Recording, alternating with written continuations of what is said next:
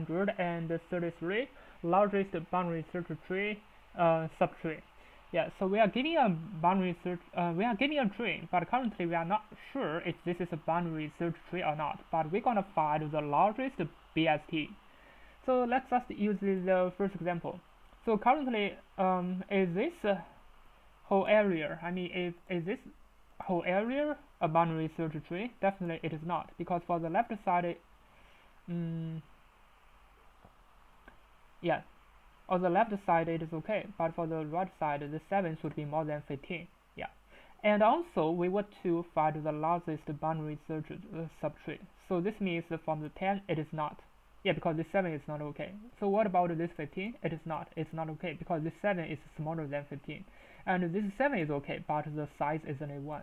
But this one from a 158, this is going to be the largest. So that is why we're going to return a 3. So I'm going to use ON square time complexity to solve the problem because I didn't find ON solution. At least I didn't, for me, I didn't know how to solve it in ON. Maybe later on I'm going to try to figure out how can I solve it by using ON time. So currently it's going to be ON square time because this is very straightforward because we're going to check the node one by one. If from node 10 it is not okay, it's not valid, we're going to check 5. If 5 is valid, we're going to record the maximum number, it's going to be 3, and then we're going to record one by one. So for example, for the 7 it is 1. 1 is smaller than 3. Definitely the final answer going to be on 3. So it is just 2 loops. So it's going to be ON square time. So I'm going to define 2 functions. So one is valid, L and R. Another is DFS. Yeah, so DFS is for the node. So for this DFS, basically it is a pre-order traversal, or you can write any kind of a traversal. It doesn't matter. We just need to traverse the node one by one. And if one of them is valid, we're going to record the final result. So let me just write a basic pattern of traversal, and I want to set a global variable result, and then I'm gonna run the root for this DFS, and finally I'm gonna return self.result. Yeah. Now let's just go back to the DFS part. Yeah. So for the DFS part, if I have a node, I'm gonna check if this is a valid boundary search tree or not. So I'm gonna call the valid, and inside it's gonna be this node, and I need to prepare a negative infinity and positive infinity to write the valid boundary search tree. Normally the valid boundary search tree is also a Leetcode easy problem. Yeah. So this is a easy problem, another easy problem, so it becomes a medium problem. Yeah. This is easy to write because if we give a border like the negative infinity to positive infinity, normally we can write the valid boundary search tree easily. Yeah. So if not node, so this means if we go to the leaves, this leaves if there's no left and no right, definitely we want to return true. Yeah. Otherwise, we're gonna check the value. It's gonna be the not.value. It means we're gonna have the not. So if this value is less than or equal to the L and this value is more than or equal to the R, definitely it's not possible because it goes out of the boundary, because this L and R is the left boundary and the right boundary. So we're gonna return a false. So otherwise we're gonna return, we're gonna call the valid. Inside it's gonna be not left, and the left side and the right side are gonna become this value V. Yeah. And we also need to check the right side. It's going to be not dot right, and value V to the right side. Yeah. So here, as we didn't count how many nodes inside, so from here we're going to set a counter. So yeah. From here I'm going to record the final result. It's going to be the maximum of self.result, with let me use a counter, maybe count. Yeah. So if this is valid, I'm gonna check the maximum of the result and counter. So from here, if there's a node, I'm gonna set a counter for the valid yeah, for the valid recursive function. So I'm gonna set the counter to 0. So this is a global counter, and then I'm gonna set the maximum value. Yeah. Now I think that's all about it. Let me just run it.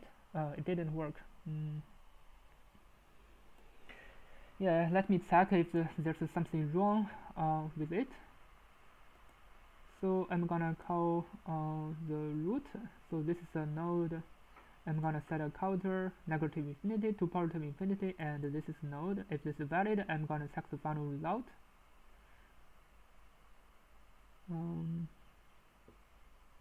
Yeah, now let me check the valid function. If there's no node, I'm gonna return a true, otherwise I'm gonna set the value.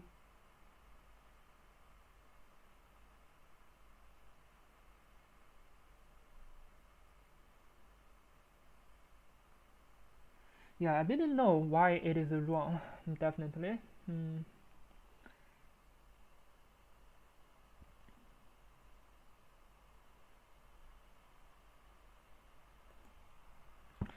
Yeah, let me check one by one. So this is the DFS with the node. So if the node, I'm gonna set a global variable. So I'm gonna check the valid for this node. Yeah, let me just print out the value of the node. Maybe I can find if I can loop through all of them. Yeah, let's just have a basic checking. Yeah, actually I checked all of them, like 10, 5, 1. Yeah, normally if I get a 5, I need to get the final result. Definitely 10 is not possible. Yeah, so this means my DFS is right, but my binary search tree is not right. Yeah. So if not node, I'm gonna return true, and then I'm gonna check the value. If this value, yeah, because here I did something wrong, it should be all. Yeah, because for add definitely it's not possible, because if it is smaller than the left side or it is bigger than the right side, so I'm gonna return false. This is one thing.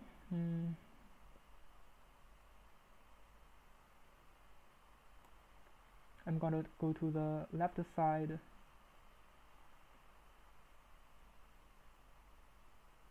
and valid to the right side, and the left gonna be negative infinity, right gonna be the positive infinity. I don't know, let me check what is wrong with it. Oh, sometimes it happens, I never know. Yeah, I think I know the reason, because I forget to use the counter. Yeah, so sometimes I need to write the code maybe one function and for another function. I cannot write it at the same time. If I write it at the same time, I might make a mistake like this, and in this example, definitely it's gonna be a mistake. So the self.result gonna plus equal to 1 here. Otherwise, I didn't check the count. Yeah, now as you can see, it works. Yeah, as you can see, it passed for all testing cases. Although the speed is not okay, but anyway, we can solve it by using O(n) squared time. Yeah, for me, my mistake is that I write the two functions at the same time. Sometimes I forget about to set in this counter, so that is why I did it wrong from the beginning. Thank you for watching. See you next time.